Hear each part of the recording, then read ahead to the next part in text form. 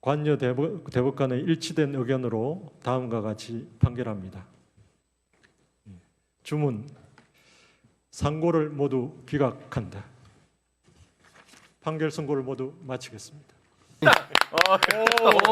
이렇게 끝나네. 그러면 이제 7년 확정. 예, 설명이 설명이 확정. 필요한 것 같은데 네. 갑자기 너무 훅 끝났잖아요. 네. 깜짝 놀랐어요. 이게 대법원은 법률심이라서 아까 그래서 윤석열 출석도 안 하지 않습니까? 법률심이니까 법률적 판단이 잘못됐냐 안 됐냐를 판단하는 겁니다, 원래.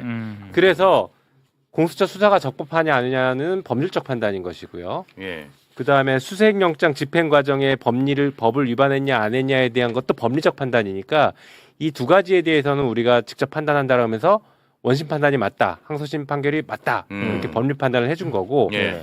나머지는 대체적으로 사실관계를 다투는 거니까 사실관계니까. 우리는 법률심이라 사실관계 다투는 것이 특별한 문제가 있지 않는 우리는 다루지 않는다.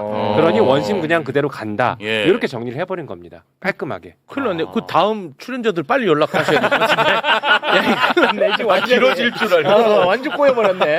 제가 금방 끝날 거라고 했잖아요. 원래 내리면 금방 끝난다. 기분은 좋지만 제가 아주 지금 어리둥절한 그런 상황입니다.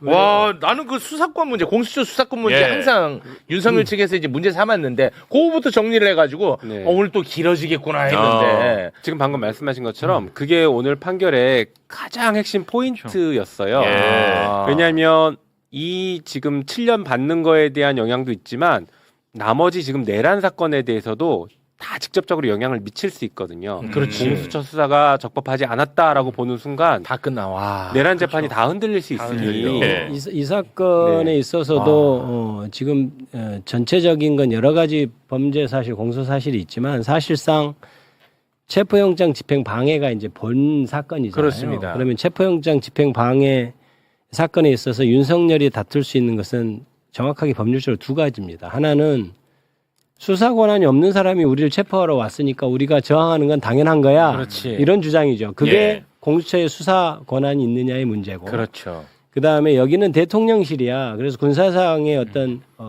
보호 네. 돼야 되는 구간이고 그거는 승낙을 받아야 돼. 근데 경호처장이 승낙해 준 적이 없잖아. 그렇죠. 그러니까 그렇게 압수수색을 하는 것은 불법이야. 그러니까 우리가 불법에 대해서 거부한 거니까 체포영장 집행이 아니야. 이런 주장이에요. 그렇습니다. 크게. 그래서 그 두 가지가 가장 중요한 주장인데 그래서 사실 그 두 가지만 해결이 되면 다른 것은 볼 것이 없는 거죠. 그래서 대법원에서 그 두 가지에 대해서 자세히 설명을 한 겁니다. 그런데 공수처의 수사 권한이 없다라고 주장하는 것은 거기서 조금 갈래가 나뉘어요. 그러니까 거기서 조금 더 구체적으로 보면 윤석열이 뭐라 그랬냐면 이게 원래 직권남용 권리행사 방해죄는 공수처에서 수사할 수 있다. 있어. 그런데 거기서 직접 관련성이라고 하는 것을 뭐라고 조문에서 하고 있냐면 그런 수사 과정에서 인지한 사건이라고 돼 있는데 윤석열이 어떻게 주장했냐면 인지한 적이 없어.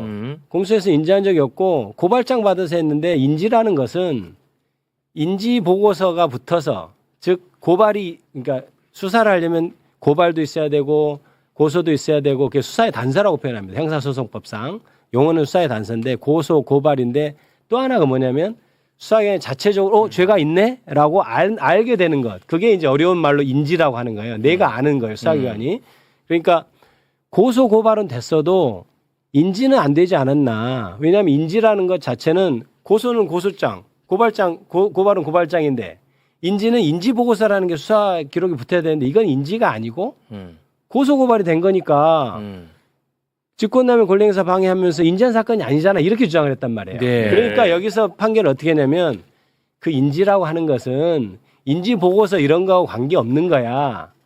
수사를 하면서 직권남용 수사를 하면서 고소든 고발이든 어찌 됐든 수사기관이 알게 되면 다 인지인 거야. 이걸 지금 얘기하고 있는 거예요. 네. 첫 번째 그 공수처 수사 권한이 있다고 하면서 인지에 대해서 굉장히 자세하게 얘기하잖아요. 네. 그 부분을 지금 설명을 하고 있는 겁니다. 그래서 예. 이런 이제 논란이 없게끔 앞으로는 공수처에도 내란에 대한 수사권을 줘야 되는 거 아니에요? 저도 그건 동의하고요. 동의하시죠? 그래서 그 부분을 명백하게 좀 넣는 것이 좀 어떤가. 어떻습니까, 제 의견? 당연히 그런 공수처법 발의가 돼 있고 네. 아, 돼 있어요? 네 발의가 돼 있습니다. 돼 이제 있어요. 처리해야죠. 근데 공수처에 역할에 대해서 지금 사실은 재논의가 되고 있는 상태예요.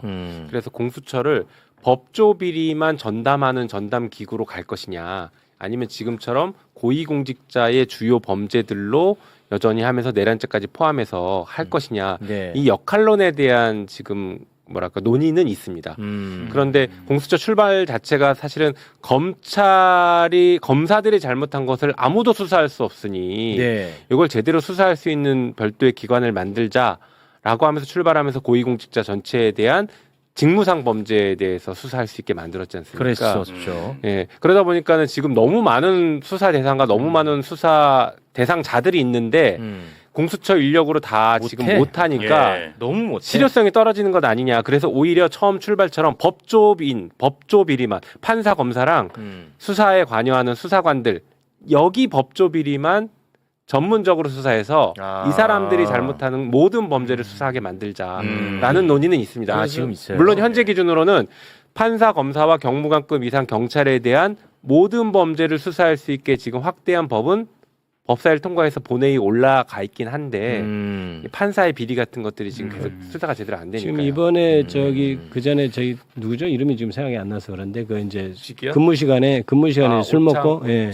그 사람이 얼마 전에 이제 자진해서 지금 사직서를 냈거든요. 제주지방법원의 판사입니다. 오창훈인가 뭐 이런 네네, 알아요. 그 사람이 했는데 이제 지금 징계되는 상황에서 어떻게 사직서를 수리했느냐 이 부분이 약간 논점이 돼서 어제 법사위에서 질의가 가고 그랬는데 그게 이제 공수처의 수사 범위인지가 약간 애매한 부분이 좀 있는 것 같아요. 따져볼 문제인데. 그런데 지금 현재 우리 김용민 의원께서 잘 얘기해 주셨지만 저도 법사위에서 그런 얘기를 했어요. 이게 너무 지금 수사 범위를 버려놔가지고 사실 공수처가 아무 일도 못한다. 그러니까 검사, 판사 이런 사람의 수사기관, 그러니까 권력 작용으로서 수사를 하는 사람들에 대해서는 그 개인에 대해서는 무제한으로 그 주변에 있는 사건 모두 다 할 수 있게 하고 네. 다른 사건 아예 떼내야. 아. 그러니까 이제 이런 시스템이죠. 수사는 각자 알아서 하게 하는 거예요. 경찰이든 검찰이든 검찰이 이제 수사 안 하겠지만 각자 역할을 하게 하는 판사도 재판을 하게 하고 다 하게 한 다음에 그거를 정확히 감시하는 기관만 있으면 전체적으로 돌아가지 않느냐는 생각에서 공수처는 좀 그렇게 개편해야 된다는 게 저도 찬성을 하고 네. 그거는 이제 여러 가지 건의를 하고 있습니다. 그리고 재판관이 한 가지만 더 아까 네네네네. 얘기를 하자면 네네. 그래서 아까 윤석열 측에서 주장한 게 이제 두 가지였죠. 아까 체포영장 자체가 부적법하니까 우리가 정당하다 이렇게 주장을 했단 말이에요. 그게 첫 번째 얘기했던 공수처의 수사 권한이었어요. 두 번째는 뭐냐면 이게 지금 대통령실이 군사보안시설인데 지금 경호처장이 허락을 안 해줬잖아. 그때 승낙을 안 했거든요. 승낙을 안 해서 그럼 들어온 것 자체가 불법이니까 우리가 체포영장을 저지하건 뭐 하건 다 우리가 잘못한 게 없잖아. 이렇게 주장을 했단 말이에요. 그 부분에 있어서 지금 두 번째 설명을 굉장히 자세히 했거든요. 그래서 형사소송법 110조가 뭐냐 대법관이 말하는 게 그거예요. 군사상 비밀 보호가 유지되는 지역에 있어서 압수수색을 하려면 승낙을 받아야 된다 이렇게 1항에 규정돼 있다. 네. 근데 2항이 어떻게 돼 있느냐? 그게 2항에는 무조건 승낙을 거부하면 안 되고 그 요건이 있다. 그래서 국가에 중대한 이익을 해하는 경우에만 승낙을 거부할 수 있도록 돼 있는데 국가의 중대한 이익이란 게 뭐냐? 예를 들어서 그 국가안전보장이나 국방통일이라든지 이런 거 다 쫙 열거하면서 근데 이 건은 그게 아니잖아. 그러니까 그렇지. 네 마음대로 승낙을 거부하면 안 돼. 그렇지. 그러니까 승낙을 거부했다 하더라도 형사소송법 110조 2항에 한 승낙 그거가 아니니까 승낙 그게 없어도 상관없어. 네. 그러니까 수색하러 들어간 건 정당한 법집행 행위야. 네, 중요한 판결이라고 봅니다. 그러니까 그다음에 체포영장 정지하면 그런 거 다 죄가 돼. 이런 논리로 지금 얘기를 하고 있는 거예요. 그래서 사실은 이 재판에서 중요한 거 그 딱 두 가지 있잖아요. 가장 계속 첨예하게 다툰 거예요. 그 두 가지가 윤석열 입장에서 받아들여지면 나머지 것들이 다 무죄가 될 수 있기 때문에 그렇죠. 가장 첨예하게 다툰 거에 대해서 대법관 깔끔하게 정리를 정리를 했습니다. 한 네. 판결에 이렇게 정리할 수 의미 있는 있겠습니다. 판결이었습니다. 이게 지금 뭐 판결이 너무 짧아서 갑자기 다들 뭐 어떻게 된 거야 이러실 수 저도 있는데 좀 길게 얘기했습니다. 아니 기분은 좋아요. 예. 아니, 너무 뭐 그렇게 느릴 필요 없어요. 근데 우리가 참 이게 윤석열 같은 찌질한 법기술자를 만나니까 우리가 이게 공수처의 관련 사건을 어떻게까지 해석해야 되느냐를 맞아. 지금 왜 공부하고 있는지 모르겠는데 압수수색할 때 국가 군사당 뭐 비밀을 뭐 지켜야 되냐 말아야 되냐 승낙 받아야 되냐 이 얘기를 갑자기 공부하고 있는데 이게 좀 황당하죠. 네. 근데 지금 어쨌든 이제 여기에 대한 평가를 기준으로 말씀드리면 당장 떠오르는 사람이 하나 있죠. 지기현. 지기현이. 윤석열 구속 취소할 때 구속 취소. 그게 핵심이었어. 예, 그때 지기현이 내건 논리는 뭐 수사권. 나를 시간으로 바꾼 것도 있지만 바로 이 방금 말씀하신 수사권과 관련해서 의문 제기를 해놨어요. 다툼의 여지 있으니까 위에서 예. 한번 따져봐라. 그렇죠. 그런데 오늘 대법원에서 수사권 있다. 그렇지. 라고 명확하게 답을 준 거예요. 그럼 이제 그러니까 지기현은 이제 뭐 어디 혼내야지. 그렇죠. 지기현이 그 판결을 매우 이상하게 했다라는 것과 예리한 지적입니다. 항소 즉시 항고를 포기한 심우정. 심우정이 심우정. 둘 다 매우 나쁜 놈이다라는 게 이 대법원 판결로 그렇지. 인정이 된 겁니다. 맞습니다. 잊으면 안 됩니다. 네, 그 잊으면 안 돼. 중요한 아주 잊으면 안 적절한 지적입니다. 맞습니다. 네. 핵심입니다. 네. 지기현이가 지금 잘 먹고 잘 살고 있단 말이야. 맞죠. 그건 틀렸다는 것을 자신들의 형님들이 이번에 정확하게 형님들이. 판단내는 네. 거야. 형님들이 맞잖아요. 여성도 예. 있습니다. 대법관 중에. 예. 여성도 있다고. 형님. 죄송합니다. 네. 누님 형님들이. 네네. 그러면 쓰리백이라고 얘기하겠습니다. 쓰리백이 완벽하게 막아냈단 말이야. 예, 쓰리백, 쓰리백 맞잖아. 그러면 지기현이는 최소한 무슨 뭐 자숙을 한다든가 예. 사과를 한다든가 징계를 한다든가 뭐 해야 돼. 지기현 근데 그런 게 너무 안 들린다. 그렇습니다. 얘기가. 네. 그럼 제가 하나만 마지막으로 요것과 관련해서 여쭤보면서 마무리 짓겠습니다. 그러면 이제 윤석열이는 미결수에서 이제 완전 기결수가 된 거죠? 확정 나는 겁니까? 그렇죠. 이 7년은. 그러면은 서울구치소에서 이제 다른 데로 끌려가야 되는 거 아니에요? 이동해야 되는 거 아닙니다. 아닙니까? 여전히 그 다른 사건을 다른 하고 사건이- 있기 때문에 미결이라. 예. 네. 그럼 제일 많은 사람은 유리하네. 유리하다기보다 그게 유리하면 유리할 수도 있지만 이걸 유리하다고. 유리하다고 어쨌든 말하는 계속 뭐. 받아보면서 형량이 늘어나는 거죠. 일반. 아니 그 근데 윤석열은 어차피 무기라 형량이 더 늘어나진 않겠지만 말씀하신 것처럼 조금 더 편하다고 말할 수 있는 노역을 하지 않는 구치소에 있는 건 맞죠. 구치소가 편한 거는 맞죠. 예. 맞아요? 왜냐면 면회 제한 같은 게 기결수는 한 달에 4번 정도밖에 안 되고 일반 면회가 구치소 같은 건 날마다 일반 면회도 되고 네. 그다음에 이제 변호인 접견도 변호사 접견도 이제 기결수는 이제 제한됩니다. 네. 그런데 이제 할 수가 없죠. 이제 미결이어야 변호인 접견이 되는 거니까요. 그러니까 그 혜택은 굉장히 차이가 있죠. 하지만 이제 다른 사건이 끝나지 않았으니까 법적으로는 그래요? 미결이어서 그건 뭐 어쩔 수 없는 것 같습니다. 그렇게 되는 거예요? 네네, 그렇습니다. 아니 그러면 예를 들어서 어떤 죄를 지은 애가 이제 대법 확정 판결 받고 깜빵 생활을 하고 있습니다. 네. 그런데 얘 다른 죄가 또 있어가지고 재판을 받아. 그럼 얘는 다시 구치소로 이감시켜줘요? 그게 이제 그걸로 구속이 따로 되면, 그러니까 그게 그냥 이게 불구속 상태잖아요. 그러니까 해당 이제 사건은 해당 불구속인 사건은 거지. 불구속 영장이 상태잖아요. 없으면. 근데 지금 이거는 계속해서 구속영장이 계속 발부된 상태로 지금 현재 미결 상태인 윤석열은 그걸로 구속영장이 발부돼 있으니까 그게 이제 미결인 거죠. 그런 거예요. 네. 근데 추가 뜨면 구속되는 사람들이요 추가 뜨는 걸 제일 무서워하고 제일 싫어해요 사실은. 그렇습니까? 네, 왜냐하면 형량이 자꾸 늘어나니까. 그러니까 이제 끝이 보였다가 갑자기 끝이 안 보이고 다시 늘어나니까. 그래요? 그래서 검사들이 괴롭힐 때 그 분리 기소를 합니다. 한 번에 재판 받아서 징역 뭐 3년 나올 거를 분리 기소하면 찔끔찔끔 계속 형이 뜨는 거예요. 그러다 보면 합치면 결국에 뭐 4년 5년 더 되기도 하고. 그럼 다른 재판 이제 나오면 죄수복 입고 나와야 되는 거예요? 아니지 아니요, 이제 그건 미결수는 또 미결이야. 미결수니까 그 사건은 또 미결이니까 그렇게 되죠. 턱시도 입고 안 나오는 것만 해도 다행이야. 보고 싶은데. 그러니까 참. 알겠습니다. 자 그리고 맞습니다. 요거 이제 여튼 윤석열 아까 씨 이제 류혁전 감찰관께서는 미결수에서 드디어 기결수가 됐다는 점에 대한 포인트를 잡으셨던데요. 이번 재판의 의미는 어떻게 보세요? 그러니까 이제 키베를 붙었을 때 윤석열 씨에 대해서 문제가 됐을 때 이 범죄자야라고 했을 때 우리 허위 사실이 되진 않는다. 사실적시가 사실적시가 되는 거죠. 7월 7일부터는 네. 그 팩트가 굉장히 중요하긴 굉장하죠. 하거든요. 이제 범죄자 윤석열이라 했을 때 우리는 적어도 사실적시가 된다라는 것이 이제 대법원을 통해서 확정이 된 거고요. 그래서 키베를 뜨실 때 꼭 참조하시길 바라고. 그리고 이제 중요한 부분은 사실 절차나 수사권 여부에 대해서 뭐 되게 장황하게 이것저것 썼어요. 근데 거기에 대해서 일축이 됐기 때문에 뒷사건들에 대해서도 사실 그걸 많이 다퉜잖아요. 그게 이제 깔끔하게 정리될 가능성이 높다. 즉 그 본류 사건, 내란 사건에서도 동일한 절차적 위법을 지적을 했는데 예. 그 부분에서의 그 위험성이 다 낮아졌다. 왜냐하면 아. 대법원에서 이미 이런 결정이 내렸기 그렇네요. 때문에 그렇다면 무기징역의 꼬린이라는 것이 어느 정도 예상되는 상황에서는 네. 7년은 강물에 물 던지는 거, 돌 던지는 거죠. 네. 이제 시작이다. 네. 이렇게 봐야 될 것 같긴 합니다. 근데 사실 더 중요한 건 이 부분인 것 같긴 한데 박종준 전 경호처장과 김성훈 전 차장 같은 경우에는 아까도 잠깐 이야기했지만 영장이 여러 차례 그때 안 나와가지고 답답했던 기억이 있거든요. 그런데 징역형이 이렇게 나왔어요. 제가 누누이 말씀드리지만 예. 이게 최악이에요. 그러니까요. 왜냐하면 예. 그 구속영장 보통 계약을 따로 합니다. 영장 음. 실질이랑 이런 거. 그러면 매번 횟수 대학으로 계약을 해요. 아 변호인으로서 네. 계약이라고요? 아니 저희는 최고죠. 아, 피고인으로서 피고인으로서는 최악이죠. 예, 왜냐면 예. 저희한테 사실상 황금알을 낳는 거입니다. 음. 영장은 계속 나와줘. 그리고 계속 기각이 돼 송금보수는 계속 받아가. 아. 하지만 이분은 죄값은 치른다. 그러게요. 더 나쁜 아. 거는 원래 그 깔고 앉는다고 해요. 불구속 상태에서는 아무래도 처우나 이런 게 다르기 때문에 예. 좀 앉아 있 그 재판도 좀 빨리빨리 되고 거기서 예. 있는 기간이 좀 줄어드는데 6개월 음. 내내 재판이 돼야 되니까요.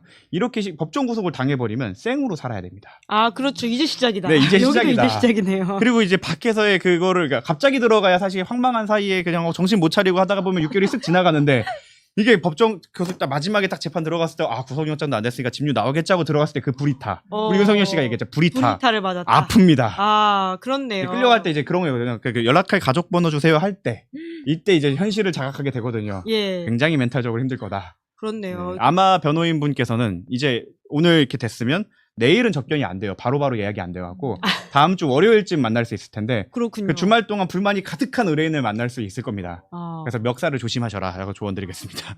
와 이게 바로 또 변호사를 만날 수가 없군요. 아니 전날 예약이 원칙이에요. 예. 근데 이분이 그 구속돼 오늘 오후에 구속됐습니다. 그렇죠. 아니 그리고 수번이 나오려면 어차피 예. 행정 절차가 아마 내일쯤 나올 예. 거라 내일 만약에 예약을 못하면 화요일 날 만나야 됩니다. 예. 화가 더 잔뜩 나 있겠죠. 네. 그렇기 때문에 의뢰인분께서는 그 아크릴판을 믿고 얘기하셔야 된다. 이 전지적 변호사 시점에서 해설해 주시니까 또 보이는 게 이미 많네요. 내용은 그 감찰관님께서 저보다 잘 아시는 부분인데 예. 이게 구치소를 가면 딱 알 수 있습니다. 그 변호사의 접견을 가면 저분 지금 상황이 안 좋다. 아. 왜냐면 의뢰인은 이만큼 몸이 나와 있고 변호인은 이렇게 몸이 뒤로 나와 있다는 것은 뭐 이렇게 버튼 있죠? 아, 혹시, 있죠. 네, 혹시 네. 모르니까. 게다가 이분들이 다 그거잖아요. 경호처니까 또 그렇게 좋으실 거 아니에요. 변호인분들께서 이제 신변의 관리를 잘 하시라. 네, 변호사 잘못이기보다는 본인의 죄값을 되돌아보는 두 그쵸. 분의 어떤 반성을 촉구하면서 넘어가 보도록 하겠습니다. 사실은 아무래도 이 윤석열 대법원 판결부터 이야기를 시작해야 될 것 같은데 그 실시간으로 봤는데요. 마지막에 너무 훅 끝나버려가지고요. 갑자기 전부 상고 기각한다. 그러더니 주문을 읽더라고요. 주문이 상고 기각이 나왔는데 결과적으로 이렇게 되면 이제 7년형이 확정이 되는 거죠.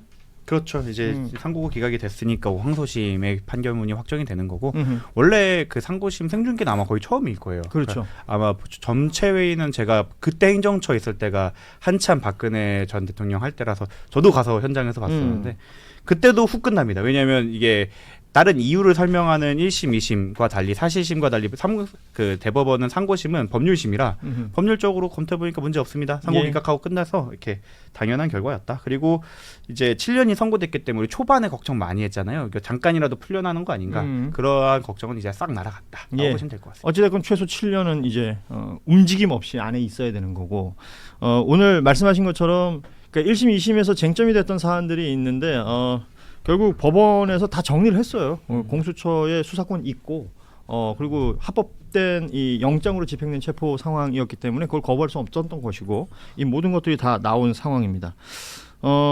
중요한 것은 지금 윤석열 피고인에게 지금 혐의가 8개가 있는 것이고 8개 사건의 재판이 진행되는 것인데 그중에서 처음으로 대법원 형 확정 판결이 된 거잖아요. 이게 이렇게 되면 이제 그 이후에 나머지 재판들에 또 영향을 미치지 않겠습니까? 일단 뭐 제가 봐서는 이제 미결로 계속 있다가 기결이 됐다는 게 이제 의미가 있을 것 같고 아하. 옷 색깔이 바뀌는 거잖아요. 그러니까 기결이 되면 근데 지금은 구치소에 있잖아요. 네. 네. 그 옮기나요? 다 그러니까 추가 사건이 없어야 이제 교도소로 그럼 나머지 8개 사건을 또 계속 하는 그렇죠. 동안은 구치소에 있는 거예요. 그렇죠. 그다음 예. 그다음에 저는 이제 일단 뭐 무기징역이 아직 남아 있잖아요. 예. 나머지는 이제 강물에 돌 던지는 거잖아요. 7년이든 20년, 30년이든. 강물에 돌 던지는 거예요. 그렇잖아요. 네. 무기징역 확정되면 그냥 평생 써가야 되는데 그만 봤으면 좋겠어요. 그만 봤으면 솔직히 이제 좋겠다. 좀 이제 잊혀진 사람으로 그냥 잘 가라. 근데 이 장동혁이 계속 부잡고 있어서 가끔씩 떠오르는 거지. 근데 이제 이 역사에서 사라졌으면 좋겠다는 사람. 저는 개인적으로 그래요. 예. 지금 뭐 체포방해 등 직권남용 혐의가 오늘 형이 확정이 된 거고 이 내용이 나오면서 그 체포방해 관련한 이야기들이 쭉 얘기가 됐었고 그리고 12월 3일 당일날 그러니까 외신 공보, 그러니까 거짓말로 외신 공보했던 내용들까지도 모두 혐의가 다 인정이 되어 있는 상황입니다. 일단 우리 박진영 비평가는 어떻게 보셨습니까?